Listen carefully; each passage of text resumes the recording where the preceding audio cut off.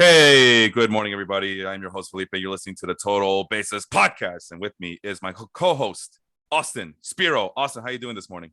All right, Felipe, waking up a little early, but I wake up early every day. How about you? Yeah, same.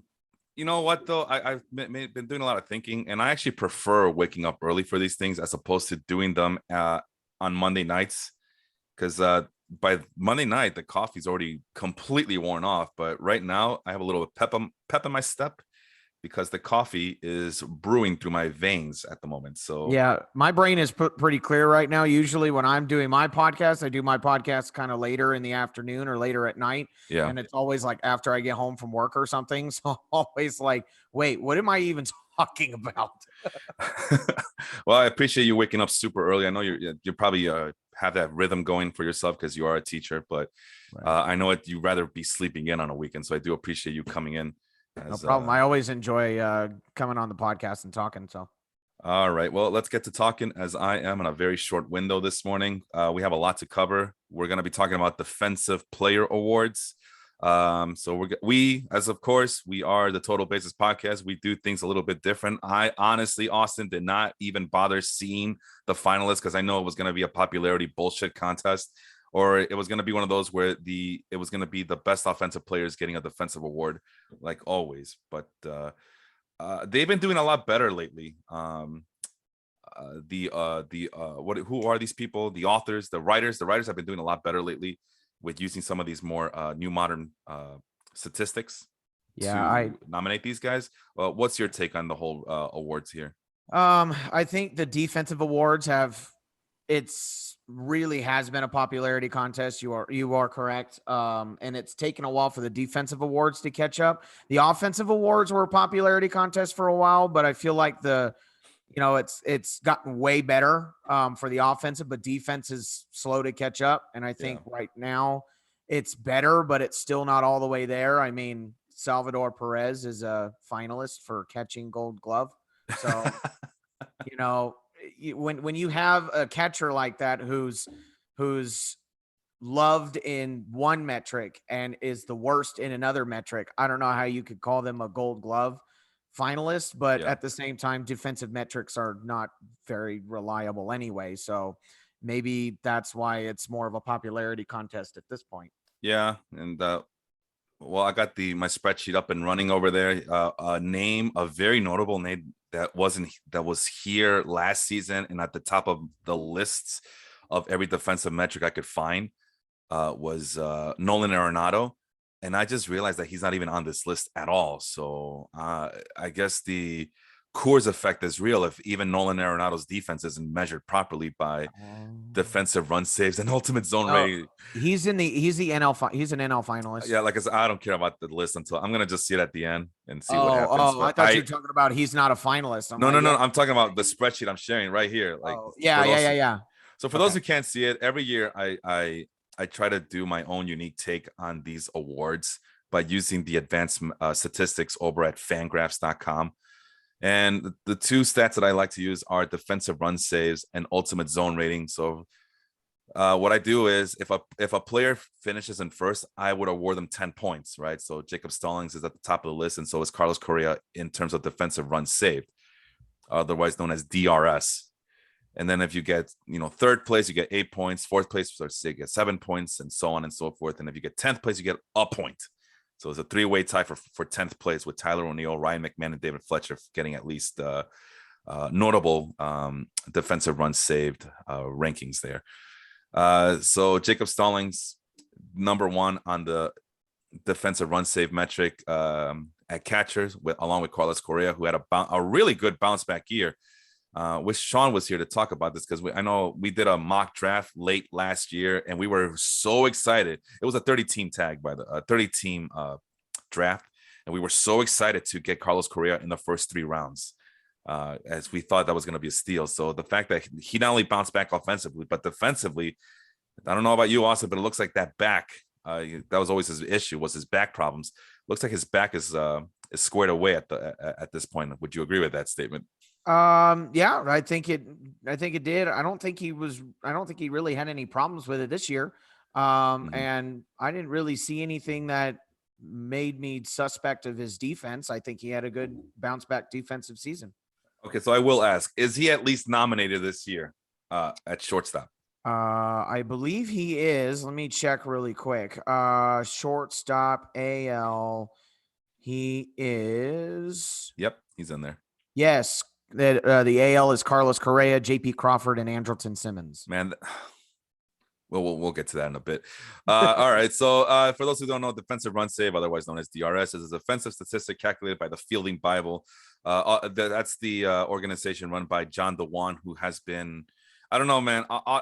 Everybody complains about these advanced stats, but I could honestly remember John Duvall being on the local sports radio station once a week in the mornings, talking about some of these advanced statistics, and everybody found them interesting. But 20 years later, now everybody's getting triggered by it. I'm pretty sure people are pissed off that there's a spreadsheet on their screen right now, and that we're talking about defensive run saves and not what's the fielding percentage, I guess.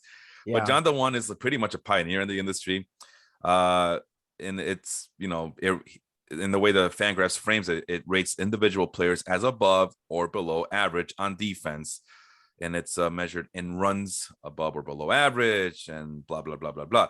So basically, anything above 0 is fantastic. Anything below 0 is not good. And I believe cameras are used. That's why it's not as popular anymore, because of StatCast that use the microchips to measure the baseball player movements, which I wish Sean was here again to explain those a little bit better, because those are more of his area of expertise than me.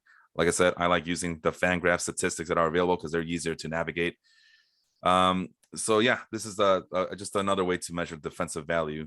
Ultimate zone rating is the other metric, and that one you can see Michael Taylor finishing with 10 points, so he finished number 1 on this list, along with Harrison Bader at the top of the list, and Matt Chapman run out the top 3 in ultimate zone rating. Now you're gonna ask me, well, what the hell is ultimate zone rating, although it's known as UZR? Is another advanced defensive metric according to Fangraphs that uses play-by-play data recorded by Baseball Info Solutions. So these are 2 different statistics from 2 different companies. They use their own intellectual property to measure defensive value here. And again, I believe cameras are in play here. They're being used. So basically, the way I understood it when I used to be, because there's a lot to cover. We could do an entire show on both of these statistics alone. But basically, a player is measured by how well he fields a certain play, right? So if a player makes a play that 95% of players make, then this is a really dumbed down version. So again, I encourage everybody to go to Fangraphs and read more upon this if you're interested. But if a player makes a play, a third baseman, for instance, makes a play that 95% of third basemen make, he gets like 0.05 of value, right? But if he boots that ball, then that becomes a negative 0.95, right? And that is a really dumb way to explain that. So, like I said, you guys got to read up on it, because it's like pages and pages of definitions, but that is a really dumbed down version to explain what all these statistics are. It really does go out of their way to say, okay, well, if player A is able to clean this ball, this is able to defensively clean up this ball without any troubles, then he should just be rewarded for making an average play, and that's it, nothing more, nothing less. But if another player messes up that ball, then he should be severely penalized, because 95% of players can make that play. Conversely, if only 5% of third basemen can make a single play that it's impossible to make, the Nolan Aronados of the world who always appear on the highlight reels, then he should be awarded like Nolan Aronado did last year when he was with the Rockies, who got all the defensive runs saved, all the ultimate zone rating runs above average that he could handle. So, am I making sense here, Austin? I know it's a lot to take in, I'm not making I'm not trying to teach a course here. I'm just trying to explain as quickly as possible what these defensive metrics are. But does that make sense to you, what I'm trying to do here? Yeah, it does make sense. The one thing that I always thought was interesting was I did read that they used cameras. And I thought that was really interesting that they used cameras to come up with these metrics. I'm like, isn't that a fancy way to just say we use the eye test? Yeah. I mean, that's what everybody else can use their eyeballs and like do the same thing. They just kind of take it a step further. So that just kind of shows me that right now we still have some work to do in terms of these defensive metrics, because they're still kind of relying on just the eye test. But they do go a little bit deeper, but they use cameras to make that determination. Right, and that's actually a good point. I never thought about it that way. Just for the simple fact that, I mean, there is some data, from what I understand, there is some data being measured with these cameras, and it's still not 100% accurate like it is accurate with the outs above average. And again, I wish Sean was here to explain that further, because he actually did work for the Tampa Bay Rays organization. It was his job to make those measurements on camera for the Tampa Bay Rays AA players. So he could tell you more about that as to how all that works. But every team, I'm pretty sure, and the Rays are no exception, uses something different in terms of measuring defensive metrics and player movement and all that.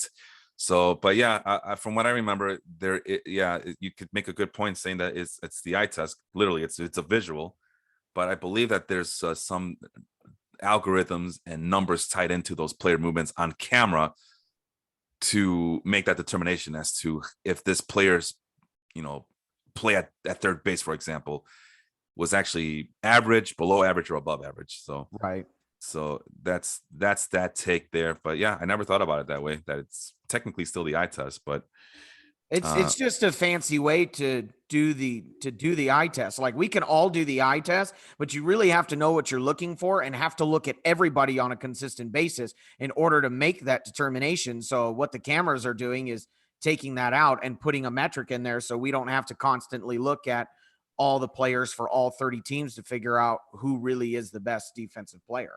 Right. And as for back to this list here that combines both DRS and UZR. So basically the total here is, how many points I gave for DRS plus however many points I gave for UZR to a certain player. And that's the total. Michael A. Taylor, you can make an argument, was your best defensive player of 2021, followed by Harrison Bader. And you'll see that this thing is littered with a lot of outfielders. So I'm going to try to highlight them really quick. There's Miles Straw, another, not just any outfielders, but center fielders are everywhere. Kevin Kiermaier. And there's one thing that these guys have in common. They're all freaking fast, right? They're all pretty fast outfielders. And then you get to Avisel Garcia, which I was not expecting him to be there. So that's kind of interesting. And then Jason Hayward is on that list too, but Jason Hayward has been a mainstay on these defensive metrics for almost a decade now. Tyler O'Neill is another outfield that shows up on the overall list. The only catcher that shows up is Jacob Stallings. I've been doing this for a long time now, Austin, where I try to combine both DRS and UZR metrics. This must be the first time I've ever seen a catcher show up on this list.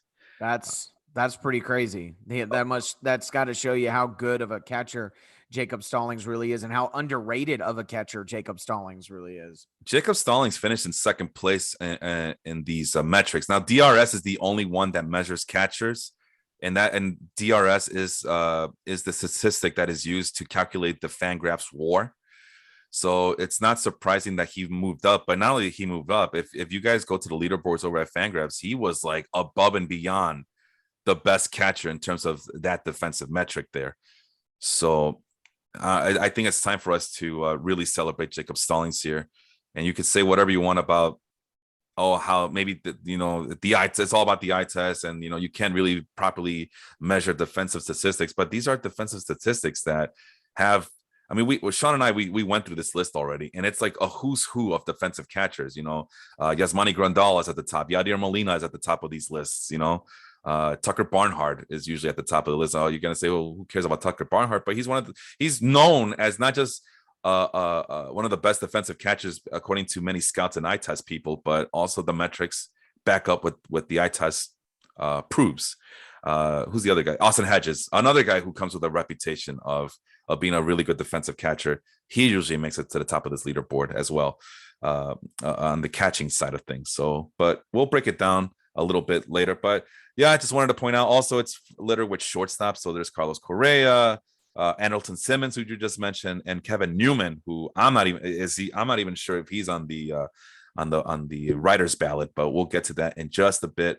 So yeah, it's basically, I guess the only surprise that I saw here was Brian Hayes and guys like Austin Riley. I never realized how good they were, and Ryan McMahon as well. I never realized how good those guys can be defensively. Did you have any idea that the three guys I just mentioned, Hayes, Riley, and McMahon, were this good defensively that they would make it to the top 18 on this list? I would have never thought any of those three would have made the defensive run saved. I guess you could make a case for Austin Riley, but I think that's because of his bat. You'd be like, okay, well, if he has a good bat, obviously he's a mainstay. He's got to have a decent glove. Yeah. But I don't believe either Hayes or Riley. I'd have to look back at it. I don't believe Hayes or Riley are finalists for the Gold Glove, but McMahon is. So obviously somebody saw him and realized he was a good defensive third baseman. But no, I would have never guessed any of those three would have been in the top 20 in terms of your metric here. So yeah, that's interesting. We move on to the next tab, and yeah, this is that kind of show where the spreadsheet will do all the talking for us, because why not, right? The information's right there. Might as well share with all the class here, with the rest of the class. I'm sure you appreciate that as a teacher as well. Like, how many teacher jokes are you gonna make today? Like, shut up. That's how many. So yeah, I guess this is a much bigger list, so I can't get everybody. It's I don't know why it didn't sync up properly here. But no problem, no biggie. We'll manage how we manage. So in what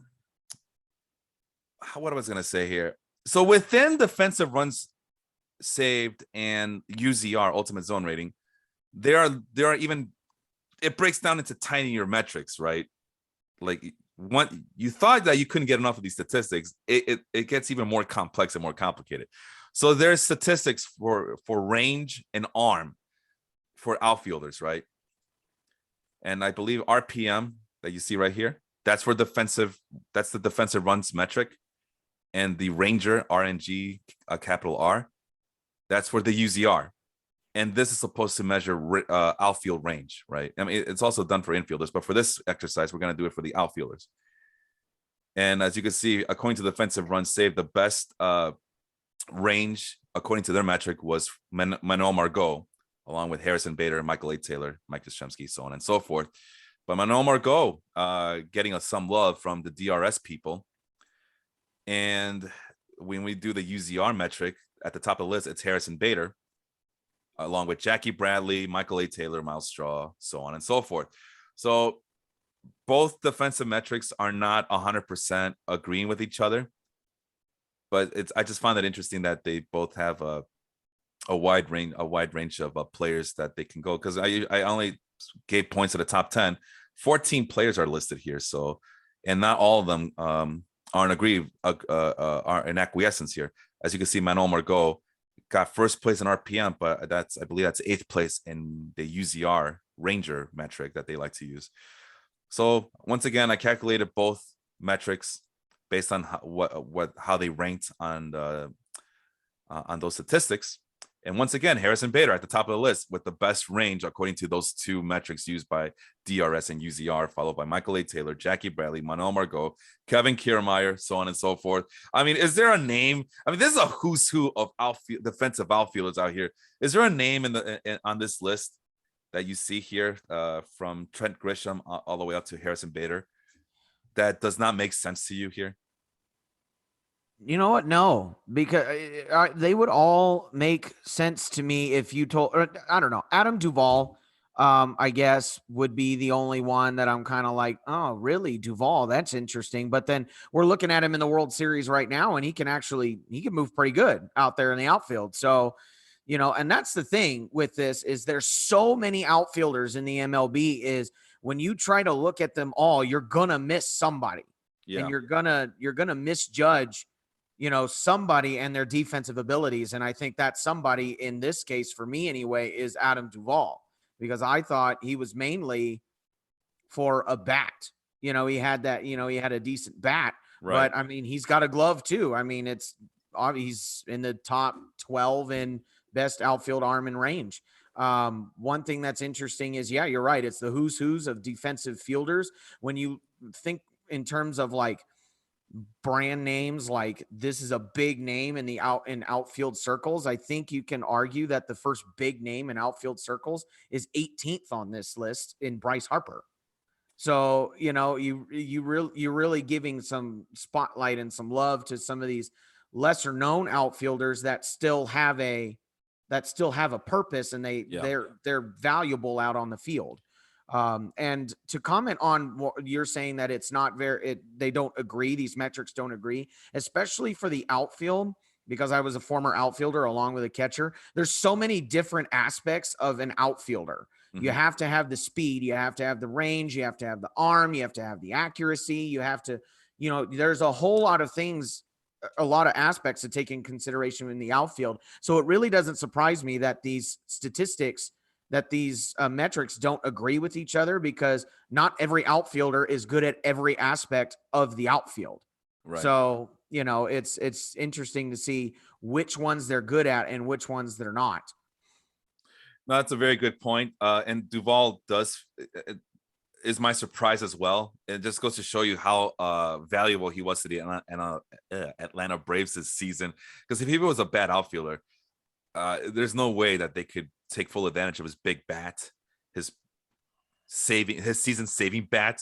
If he was a terrible outfielder, I'm pretty sure they would have noticed, and they would have limited his play time and all the things that come with being a negative outfielder. But he held his own this year.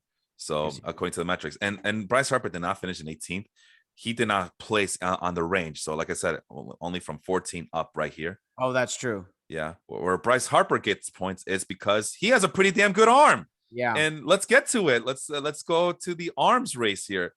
And just like both metrics like to use their own statistic to calculate range, they also like to use their own statistics to calculate how strong outfielder's arm is. And number one, according to defensive run saves, our arm metric, Joey Gallo at the top of the list, along with Adam Duvall, Lourdes Gurriel, Adolis Garcia, Michael A. Taylor showing up again, and so on and so forth. So unlike the other metrics, I didn't combine the range and the arm because DRS and UZR do that. But this is literally just what what both metrics say about these two aspects. I just want to know about the range and their arm. So if you go to UZR's metric, Adam Duvall at the top of the list. So Adam Duvall not only could field, but he has an arm that people should be afraid of. Yeah.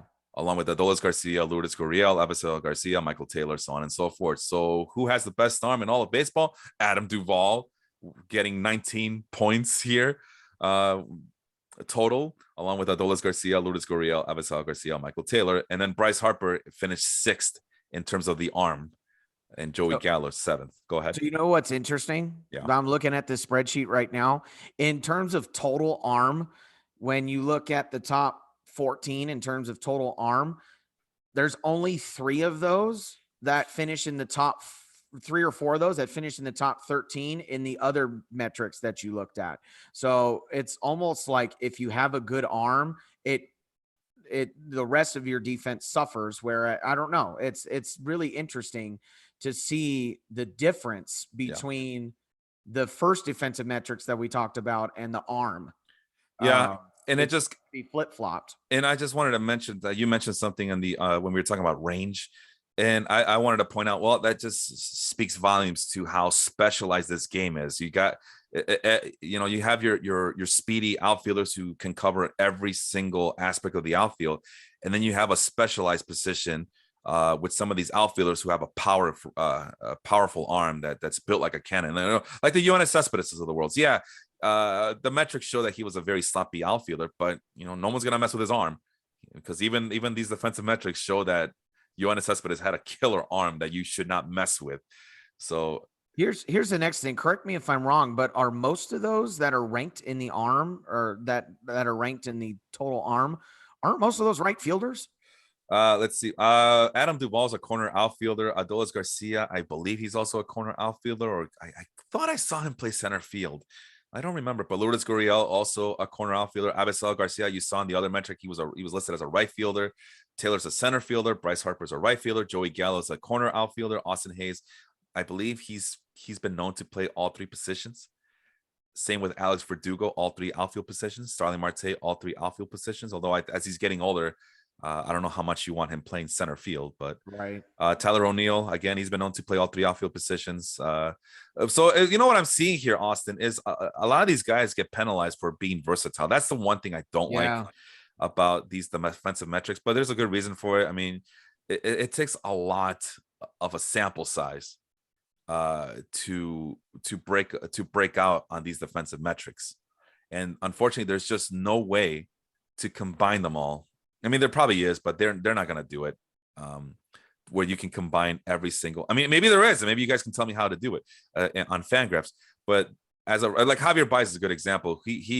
You won't see his name at the top of many lists. I would literally have to go out and look for him and see where what his defensive metrics were for second base, shortstop, third base, because he's so damn versatile. So yes, versatility does get you killed. So that's the one thing I don't like about some of these metrics. But for outfield, they like to combine all three positions together, and that's why you see a lot of what do you call it? A lot of I mentioned a lot of outfielders that can play all three positions out here.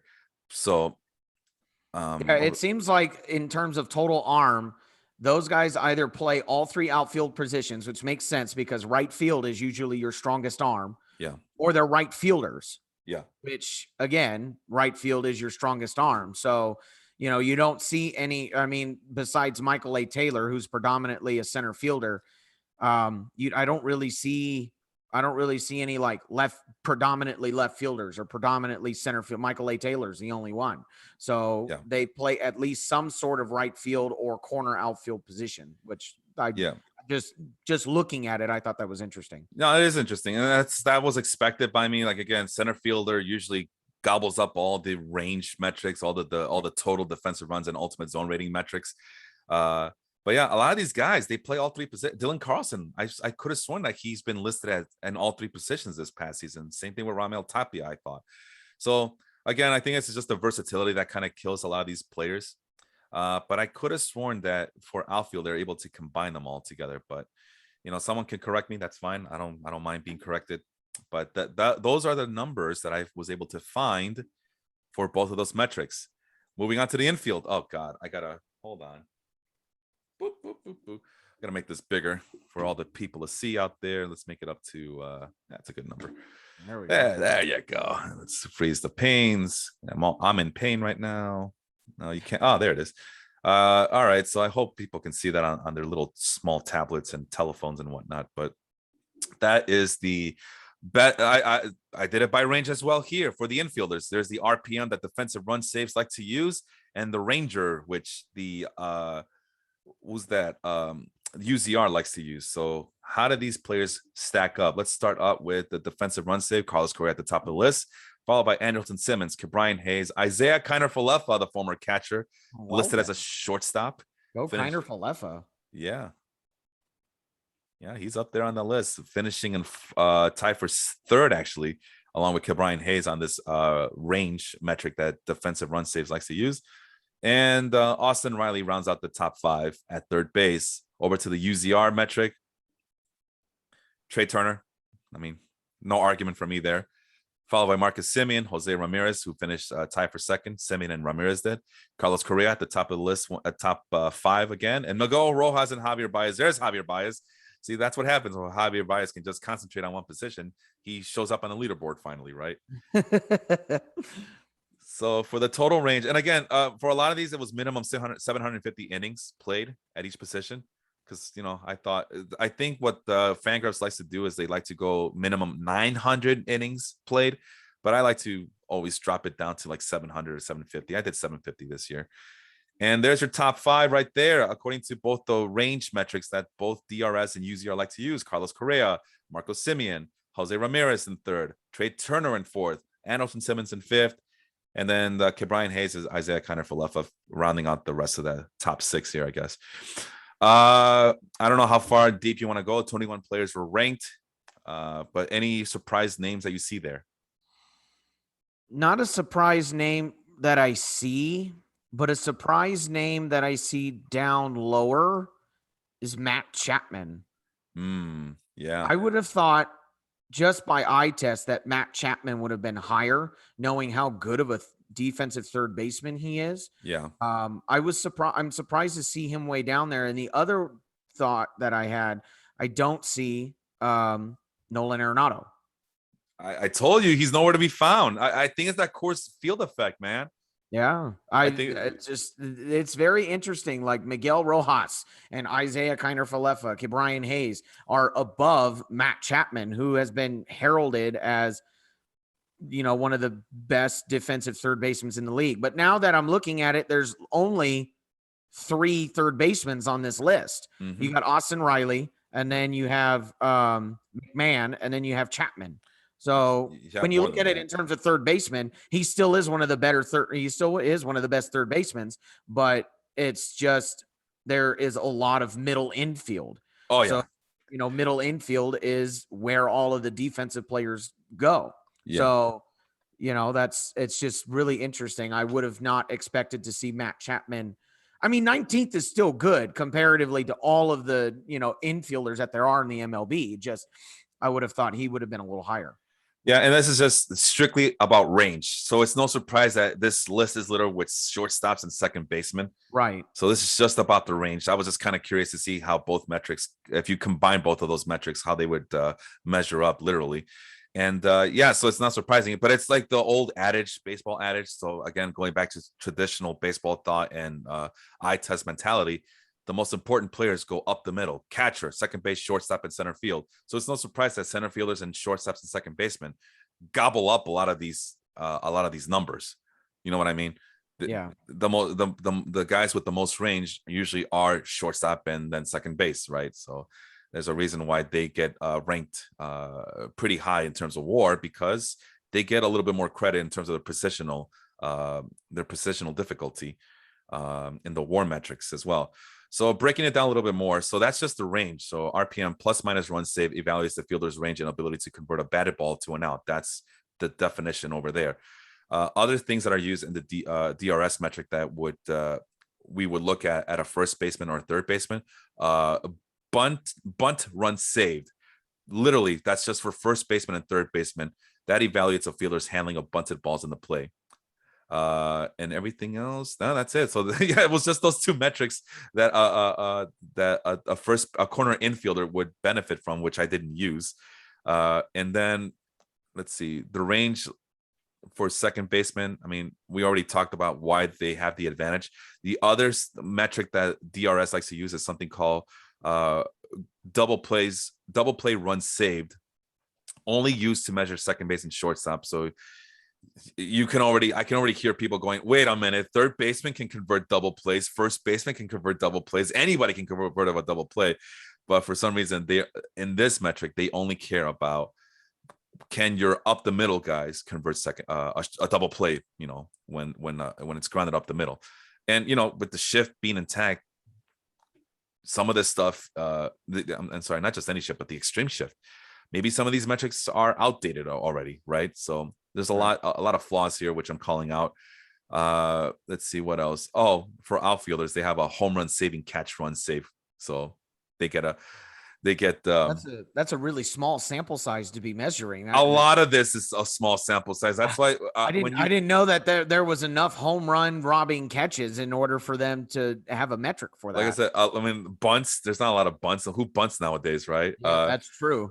So, but yeah, when you read the definitions and the articles for both of these metrics, the first thing they'll tell you is you need a very large sample size. A 1 season sample size might be a good start, but sometimes you might need multiple seasons to get a really good indicator as to how good these fielders are. Right. So larger is always better in terms of sample size, but everybody's about the now. Like, how has this player done in the last 2 weeks? That's all that people care about.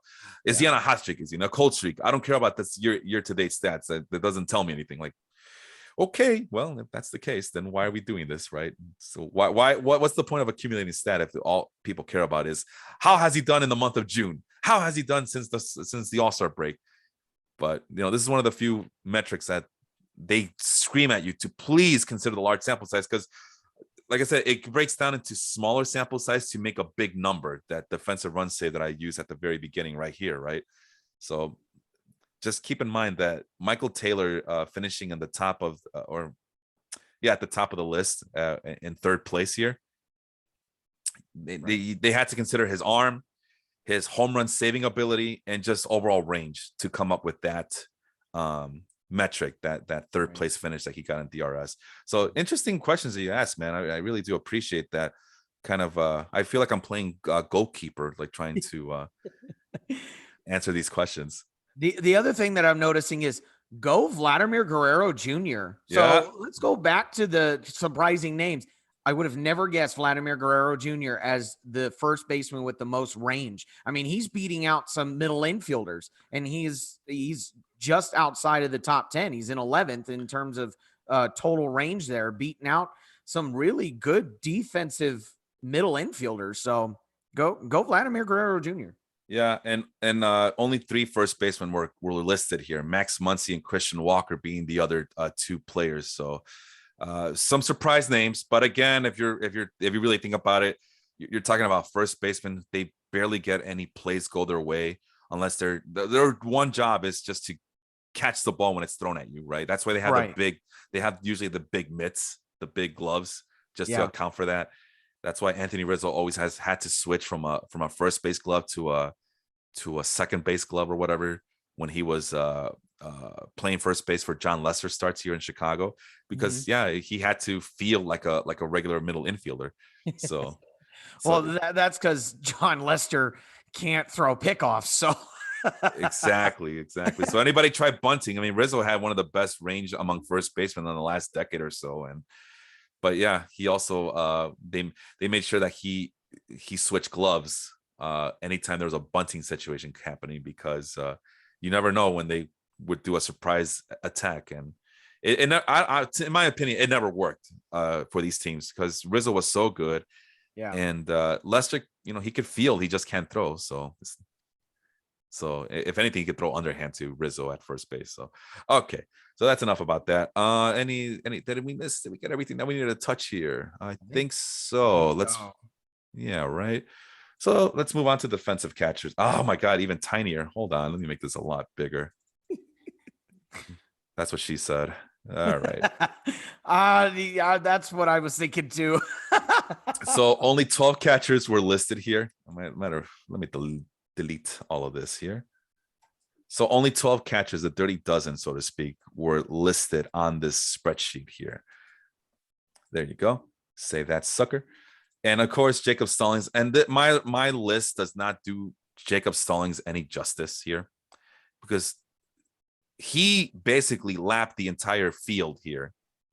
And again, minimum, what's the minimum? 700 innings. So I went 700 innings for catchers. And I'm trying to pull it up right now. How ahead did Jacob Stallings finish here in terms of DRS? And his final defensive run save. Oh, right, because I have to break it down to 700. He didn't even qualify. So maybe that's why he doesn't get any love, because he didn't qualify. The 900 innings that he had to be behind the plate to qualify, according to Fangraphs. But good thing Felipe likes to go all the way down to 700 innings. There he is. And I'll share this screen with you guys just to see. And hopefully you guys can see. Yeah, right? That's wow. He almost doubled the defensive run saved for second place. Yeah. And the one guy who qualifies is Sean Murphy. He got 10 defensive runs saved, right? Jacob Stallings is only 8 innings away from qualifying. I'm assuming the minimum, the cutoff was 900 innings, and he's 8 innings away from qualifying. So that's why I drop it down to 700. And then a guy like Austin Hedges, like I mentioned before, he has that reputation of being a really good defensive catcher, but he didn't even get to 750 innings catching behind the plate. But don't worry, Felipe got your back, Austin Hedges. I recognize you. You are the second place winner. And then Sean Murphy, who's a full-time player, got the 10 defensive runs saved. So let's break it down here. What's that? RSZ. I have it on the other screen. I think that's a new one. This accounts for a strike zone framing. I think that's what that is, because that's pretty brand new. It's not even on the Fangraphs defensive run save definition.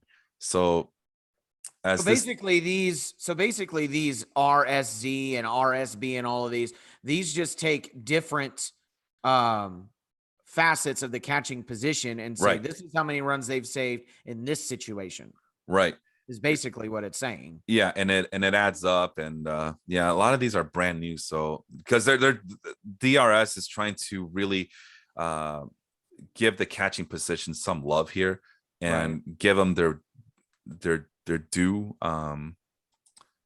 due credit, because before a guy like Yadier Molina, in terms of the WAR factor, was really struggling to move up the list, right? Right.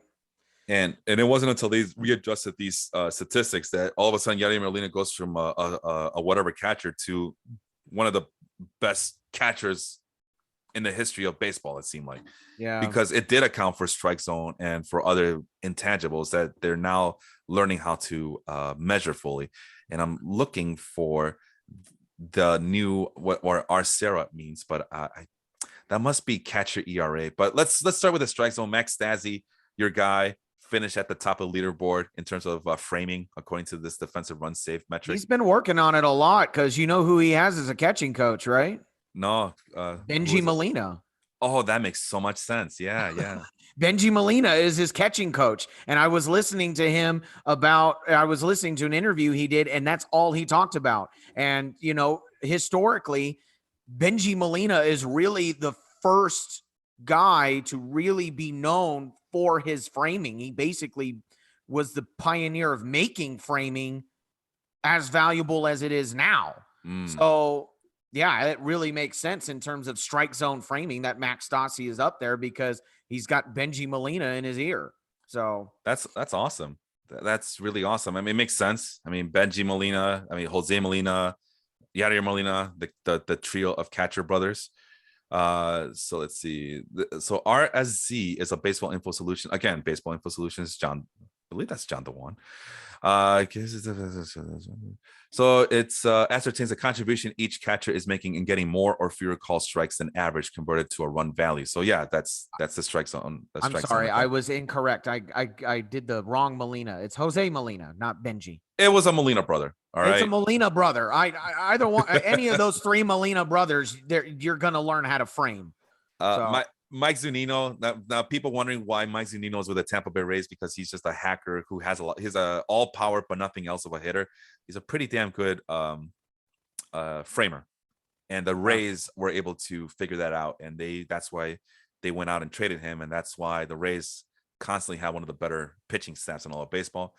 Will Smith from the Dodgers. This is what drives me crazy about the Dodgers. So you have a really good pitch framer, and yet you have him splitting time with two other catchers every single year, and he has a really good bat as well. So that makes me so angry. But let's move on to the other one. I found the let's see. I found one thing that I'm finding interesting while you're looking for that is we just talked about how the Molina brothers are really good with framing and whatnot. And for this season anyway, Yadier Molina is at a -2 in terms of runs saved and strike zone framing. Wow. He's down at 18th. So I just thought that was interesting. We just made a comment about how they were really good at framing, and Yadier Molina's almost falling out of the top 20. Yeah, I mean, age is definitely a factor for sure. For sure. Yeah, I mean, you can't do this forever. I mean, he's trying to prove that you can. I mean, Carlton Fisk was able to do it forever, and then his career ended with the White Sox leaving him, ditching him somewhere in the middle of nowhere, and kicking him out the team bus. So yeah, not to the glory. Yeah, it doesn't always end up in glorious ways like the TV and the movies like to make you believe it does. Arcera, which is the catcher ERA. So I'm reading just a really dumbed down version of this definition. That's the run saved affected by affecting the pitcher's ERA, literally or basically how a catcher effects on game calling affects the pitcher, right? So catchers have their own ERA at this point. Pedro Severino finishes at the very top of this list, followed by Wilson Contreras, their guy Jacob Stallings, Carson Kelly, and a trio of catchers that finish in 5th place. But it's basically a who's who of known catchers that are able to, have those intangibles to affect a pitching staff. Now, the one guy we're not seeing here is Martin Maldonado, who there he is. So yeah, Martin Maldonado playing for a very what do you call it? A very advanced analytical organization like the Astros. gets the negative in terms of pitch framing and catcher ERA. So And then he doesn't even have the bat to back it up, which I think is really interesting. Like you could think, oh, well, he's got a good bat for a catcher, which is why he's back there, i.e. the Yankees and Gary Sanchez when he had a good bat. But he doesn't, Maldonado doesn't even have a good bat to speak of to be like, yeah, I belong back here because, well, this is what I play and I have a good bat. That's interesting. Yeah, where as opposed to Mike Zunino, he does have that. He does have a better bat than he has a power bat. He can hit it over the fence and drive in runs. Exactly. So yeah, I'm trying to find out more about the statistics, but I can't seem to find it. This is not the time and place to do it, but there it is. Yeah. So, but that goes to show you that a lot of Martin Maldonado's benefits of being on the team are still not properly measured by some of these metrics. So I'm interested to see what the StatCast numbers would show, but Sean's not here to tell us why these numbers are wrong. The other defensive metric being utilized here is RSB, which stands for stolen base runs saved. So that's basically how good did a catcher do in terms of controlling the other team's running game, and gives credit for catchers throwing out runners and preventing them from attempting to steal bases. And there's Elias Diaz finishing at the top of the list. So there's the one thing about Salvador Perez. He's a terrible pitch framer, but he still has a powerful arm. That's one thing I can't take away from Salvador Perez. Oh, and our guy Yadier Molina. No surprise there. That arm is still as good as it was when he first busted out in the majors. And which doesn't surprise me because you being a former catcher myself, Yadier Molina was the one that I really looked at when I was trying to model my throwdown. Because when you look at pop time, Yadier Molina has some of the fastest pop times in MLB history when pop time is measured. And it's because he has such a smooth delivery and such a smooth throwing motion coming out of the crouch. And he really knows which throwing motion you got to do in certain situations. He has that down to a T. So I wouldn't even be surprised if it's not his arm as much as it is the fact that he has all of those motions down to a T and is really efficient, and he does it quickly. So he can get that ball down there really, really quickly and maybe compensate for maybe a decline in his arm as he's gotten older. Yeah. To round out that list, Yan Gomes, there's a reason why he's still in the majors, because he still has a pretty good arm. And there's our guy, Martin Maldonado, along with Sean Murphy, finishing with RSB of 2. Again, these are, you go from a large sample size, and then it just keeps getting smaller and smaller and smaller as the run game is not as effective as it used to be. Right. This is not the 1980s. Sorry, guys. But that's the one saving grace. I mean, we saw it in these playoffs. Maldonado, he has a gun, man. He has a cannon.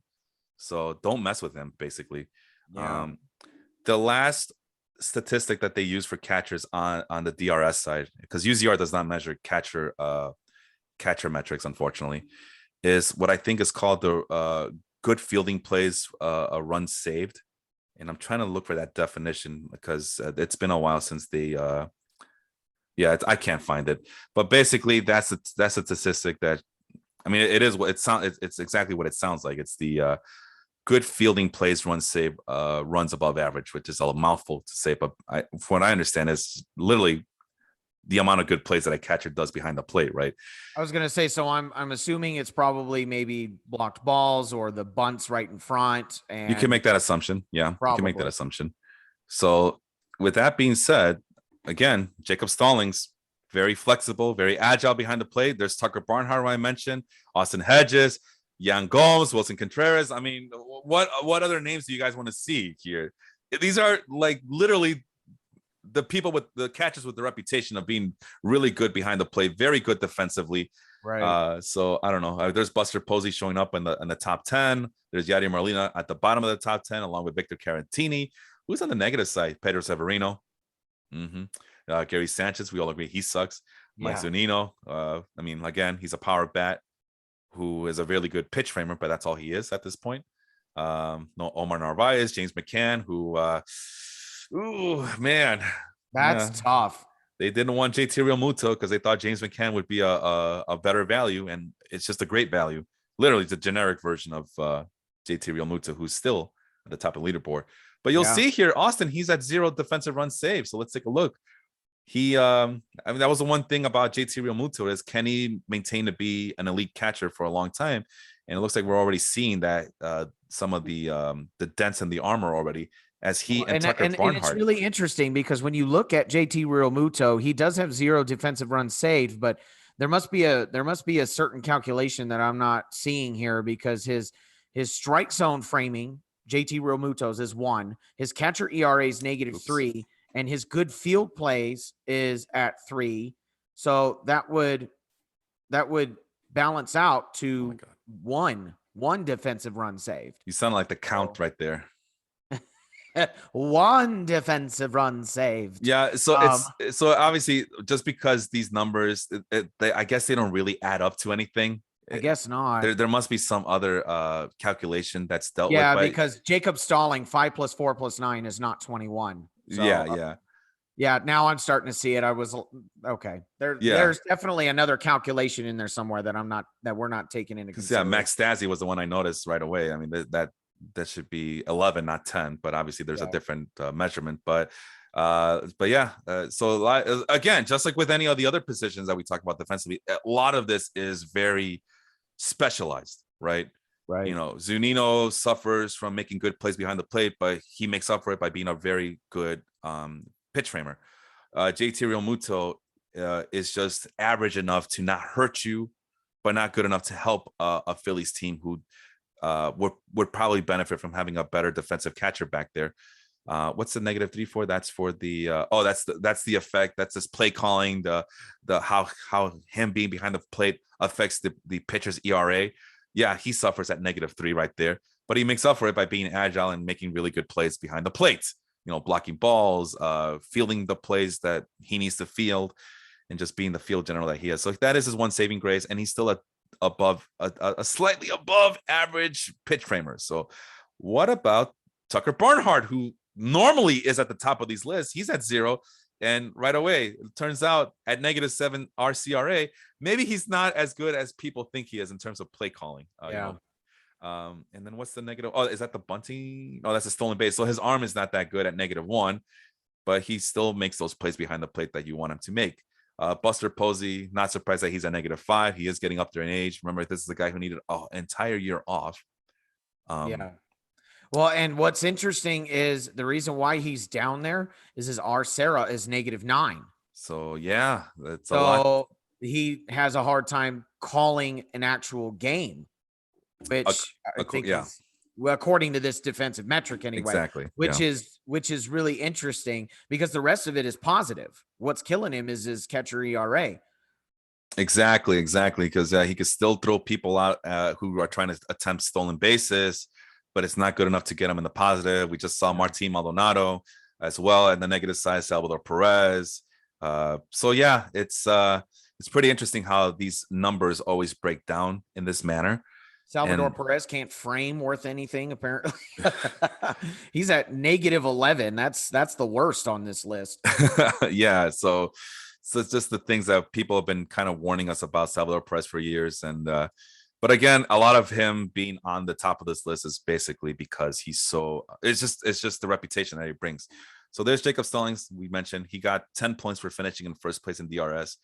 Austin Hedges, Sean Murphy, Max Stassi, Elias Diaz, Jose Trevino round out the top 6, along with Wilson Contreras. They round out the top 6. And there's Yadier Molina finishing in 9th, it looks like. And again, Max Stassi having Jose Molina as a catching coach has really helped him in his defensive metrics because the thing that got him up there is his framing. Yep. All right, so we have one more spreadsheet to go. I hope everybody can endure it. I'm just taking one quick look-see, and no, it's like you give people an assignment and they don't freaking do it, right? So I was hoping to get everybody's list on here.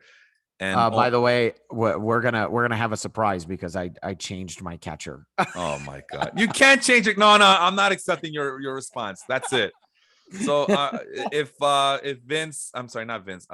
Sean, Henry, and Melvin. You guys can go ahead and give us your list of things to do here. I'm going to tag them right now. make sure that they get this message at this point of the podcast. You guys, isn't it weird that the teacher was one of the only ones that did his homework? I'm not surprised because teachers are very responsible, and this is for you kids. Do your homework. Teachers have homework too. Do it. Oh man, but yeah, I can still like share this on the main page on the Baseball Life Facebook group and show who everybody picked. Now, obviously, you guys went with the with what the nominees were, which we're gonna get to in just a bit to finish up the show because I am running out of time. But let's see here. Can I need your defensive player picks? Do your homework. Do your home. Yeah, tell them to do their homework. So do your homework, and I'll give you a candy or a star. Give them a star. All right, so I went with Jacob Stallings, Vladimir Guerrero Jr. And again, I don't know who's on that. I don't know who the writers picked. I have no effing clue. I did not look at that list. I was not swayed by that list. I did my own rankings. I did my own work. I did my own homework. I don't want to get swayed by any voters who are just looking at reputations. But just based on all the numbers that we looked at, Jacob Stallings as my catcher, Vladimir Guerrero Jr. is my first baseman. Whit Merrifield finished pretty high in this among these defensive metrics at second base. Carlos Correa is my shortstop. Matt Chapman is my third baseman, and my outfielder is rounded out by Michael A. Taylor, Harrison Bader, and Kevin Kiermaier. Austin, go ahead and tell the people who you went with. All right. So the way that I figured this out was first I looked at who was the finalists, and then I kind of looked at a combination of UZR, DRS, and then I focused it, and then outs above average is the other thing I looked at, and then I focused on qualifying players, which is it's obvious now that I've kind of made a couple mistakes from making this list because I already don't like my catching pick. And not too bad. You're gonna go with it. We're gonna go with it. And then for outfield, I went left field, center field, right field, so that there wasn't a bunch of center fielders in there. So for my catching Gold Glove, I picked Martin Maldonado. I wouldn't pick him anymore. I would pick Jacob Stallings, but I went with Martin Maldonado to start. First base, Paul Goldschmidt of the Cardinals. Second base, Tommy Edman of the Cardinals. Third base, Brandon Crawford, shortstop Brandon Crawford of the Giants. Third base is Matt Chapman for the A's. Outfield, Tyler O'Neill of the Cardinals.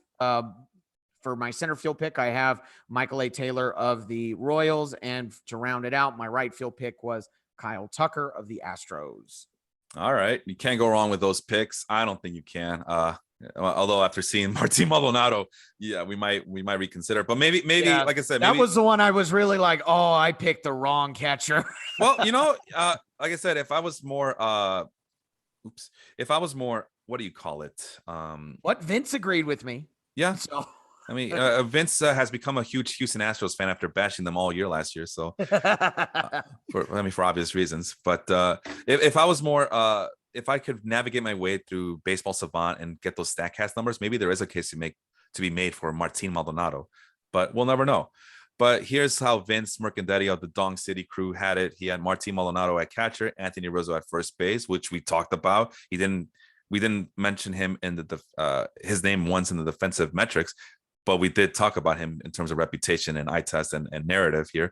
Anthony Rizzo, Tommy Edman is the second baseman. Nicky Lopez is a shortstop. Matt Chapman is at third base. Manuel Margot, who we did talk about on these metrics, finished at the top of his outfield, along with Michael A. Taylor and Harrison Bader. So hopefully Melvin, Henry, and Sean can get me those picks in. I know Sean's internet wasn't working, but you know what was working is his phone because he kept messaging us talking about how his internet not working. So no excuses, Sean. In terms of out above average, I really like that Vince picked Nicky Lopez because in terms of out above average, Nicky Lopez leads all MLB shortstops with 24 outs above average. He's 4 outs above average in front of second place Francisco Lindor with 20. Oh, okay. All right. So you have that up already? I have Baseball Savant up. Yes. All right. Just send me that link. We'll see if we can get to talking about it soon. So. Okay. Oh! Breaking news! Breaking news! Yes. See, I knew if I bully these people long enough that they will get to it. We got Henry's picks in. Nice. Thank you, Henry. See, Henry's many things, but one thing I will definitely say about Henry is that he always comes through the clutch. So I'm typing those in. But you know what? Why don't you share with the rest of the class how those outs above average look like in terms of, I don't know. Just tell me something about that while I stall here. So outs above average is it's basically another defensive metric that is measured in Baseball Savant. Basically, this is the definition that Baseball Savant has. It's the cumulative effect of all individual plays a fielder has been credited or debited with, making a range-based metric of fielding skill that accounts for the number of plays made with the difficulty of them. So it's very much like DRS and UZR. It takes their range, it takes stuff like that, and it's basically a very similar statistic to that. And I broke it down. So we can go with, you want to go with infield, outfield? Let's go with infield really quick, because I feel like outfield is, we're pretty much going to have the same names there. Yeah. As we do. So infield outs above average. So, and this is, for qualifying players. Yeah. Qualifying. Do you want me to lower the filter down to 700 maybe? Oh, no, it's up to you, man. However you want to do it. Okay, among qualified, we'll do qualified. So qualified infielders, number 1 at 25 outs above average, Nicky Lopez of the Royals. Number 2, Francisco Lindor. He's got 20. So Nicky Lopez had 5 outs above average over that. Number 3, Nick Ahmed of the Diamondbacks at 19. Number 4, Matt Chapman with 17. Number 5, Andrelton Simmons, 16. Brandon Crawford is number 6 at 15.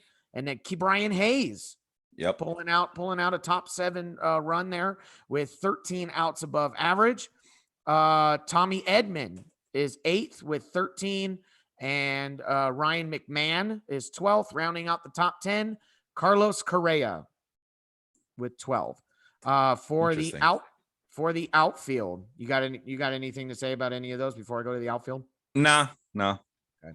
Let's go to the outfield. So the outfield leaders in outs above average. Number 1, Manuel Margot with 17. Number 2, Michael A. Taylor with 15. Number 3, Harrison Bader with 14 outs above average. Number 4, Miles Straw with 13. Number 5, Chas McCormick with 12. That's pretty shocking, actually.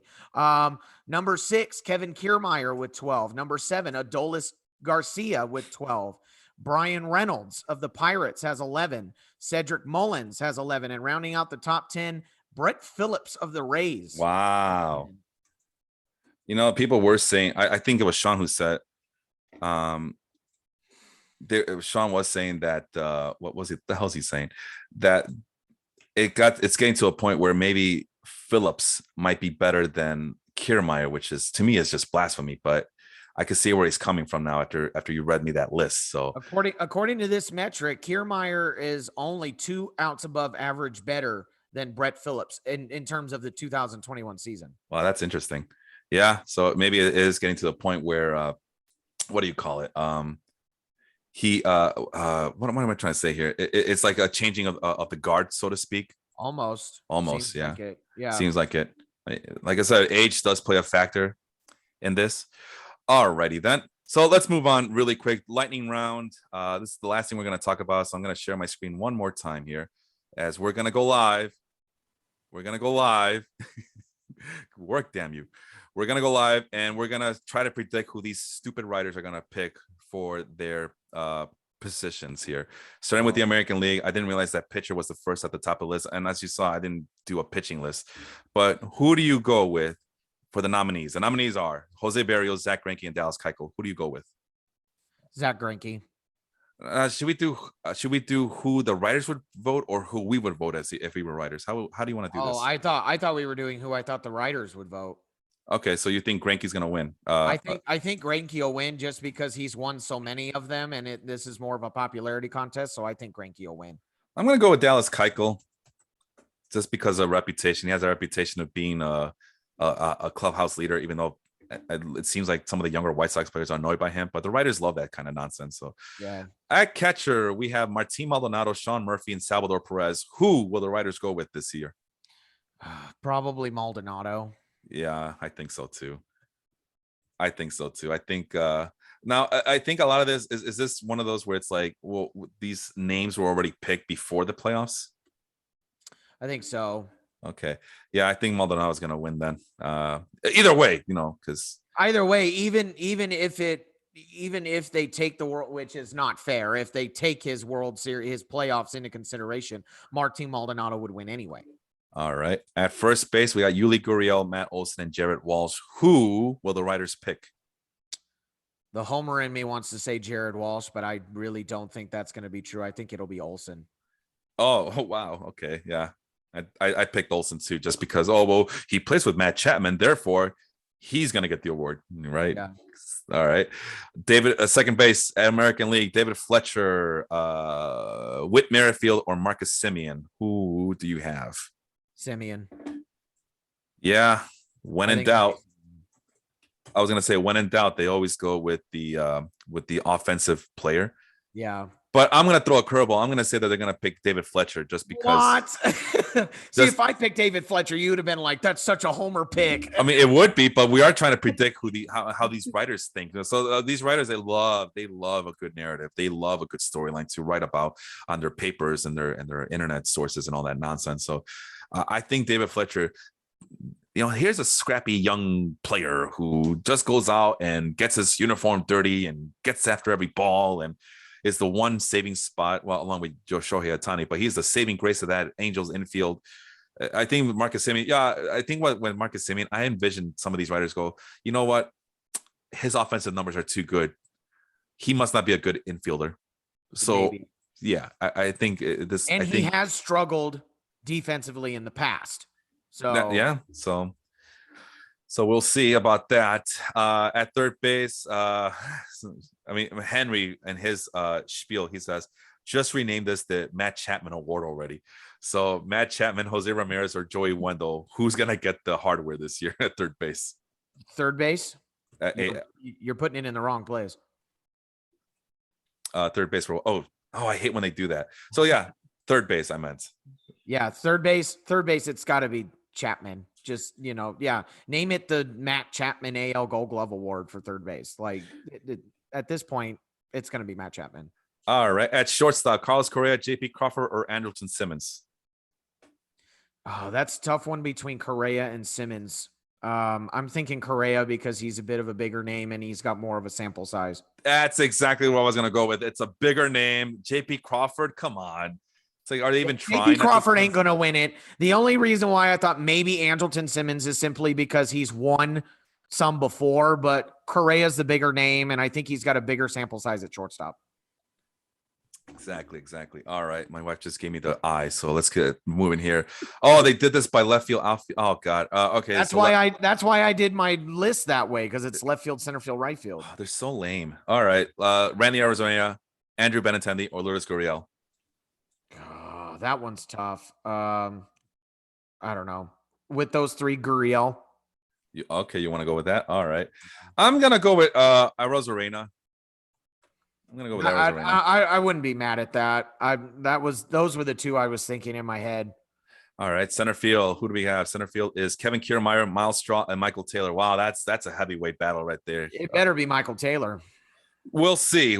I mean, I think these writers don't want to give too many awards to teams on players on losing teams, I should say.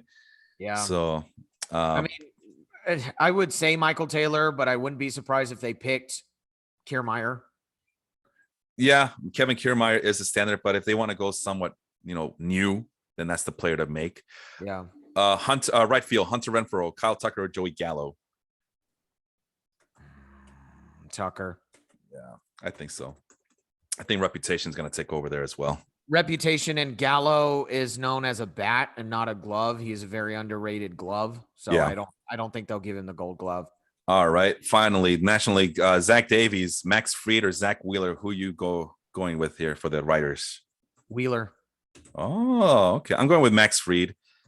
just because I don't know reasons. Who knows? Who cares? It's the writers. There's no Right? It's reason the writers. for anything. I mean, we could be totally wrong on all of this. So yeah, I have a feeling we'll be right on some of these. Catcher Yadier Molina, JT Realmuto, or Jacob Stallings. Yadier Molina. Just like third base and Matt Chapman, you might as well name this the Yadier Molina NL Award for catcher. Because they know they'll never hear the end of it from those lunatic Cardinal fans in St. Louis. Right. At first base, Freddie Freeman, Paul Goldschmidt, or Max Muncy. Freeman. Okay. Yeah, screw it. I'll go with Freddie Freeman too. Again, I think it's one of those where the bat will translate into the defense, it seems like, for these writers. Yeah. Second base, Ozzie Albies, Tommy Edman, or Colton Wong. Colton Wong. You would think that, wouldn't you? But I'm going to go with Ozzie Albies again. Well, if Freeman is good enough, then therefore Albies should be good enough. And then you have that whole right side of Braves players getting the hardware. Yeah, right. I'm just trying to think like a writer. There it is. At third base, Nolan Arenado, Manny Machado, and Ryan McMahon. Who do you have? Probably Arenado. Oh, yeah. The metrics might not agree, but the writers will always, always, always vote for Nolan Arenado, even when he doesn't deserve it. So, yeah. Let's see here. Shortstop, Brandon Crawford, Francisco Lindor, or Kevin Newman? Crawford. Yeah, his team finished with the best record, therefore. Yeah. And Lindor didn't play enough. Yeah, and Kevin Newman, I'm surprised to even see that guy there. Kevin Newman's on the Pirates. He ain't winning nothing. Yar. Tyler O'Neill in left field, David Peralta, or AJ Pollock. Who do you have? AJ Pollock. Wow. I'm going to go with Tyler O'Neill just because I have a feeling that these guys are afraid of Cardinal fans. That dude is jacked. He looks like he downed a can of spinach and is ready to go fight Bluto. That dude is jacked. That dude is jacked. He looks like he took some needles in the back room and just went to town on his arm and his toes and his fingers. Holy cow, that dude is jacked. Yeah, well, either that or he just dehydrates himself to the point where he gets that sculpted body the way he likes it because he's a guy who's like, very self-aware that he needs to look big in order to impress other people. Yeah, he's a loser. And he's a Cardinals player too. So okay, center field, Harrison Bader, Brian Reynolds, or Jackie Bradley Jr. This is an easy one. Yeah, Harrison Bader. Yeah, again, I have a feeling that they're afraid of Cardinal fans. Right field, Mookie Betts, Adam Duvall, or Mike Yastrzemski. Betts, because he's a bigger name. Bigger name, and I think Adam Duvall doesn't have that reputation. And Mike Yastrzemski's kind of had a down year this year in terms of offense. So yeah, if I mean in terms of metrics, I would have picked Duvall, but I think the writers will pick Betts. All right, last thing we're gonna share Henry's picks because he got him in at the last minute. So thank you, Henry, for sharing with us and time. Still waiting for Melvin and Sean. Jacob Stallings at catcher, Max Muncy. He had this to say about Max Muncy. I almost went with Anthony Rizzo, which Vince went with Anthony Rizzo here. At second base, Tommy Edman. At shortstop, Francisco Lindor, because what's his name? I can't think now. What's his name? Henry. Sorry, I'm rushing here. Henry can't help himself. I'll go for the Puerto Rican player here. Matt Chapman. Henry is going to start a petition at moveon.org to rename the award the Matt Chapman Award. And then his outfield consists of Michael A. Taylor, Cedric Mullins, and Harrison Bader. And that is the list right there. So, Austin, thank you so much for joining us today. We will see you guys next time. I got to end it really quick because I guess I'm getting the stink eye from people. So take care, everybody. We'll talk to you soon. Have a good one. See you later, everybody. Have a good one.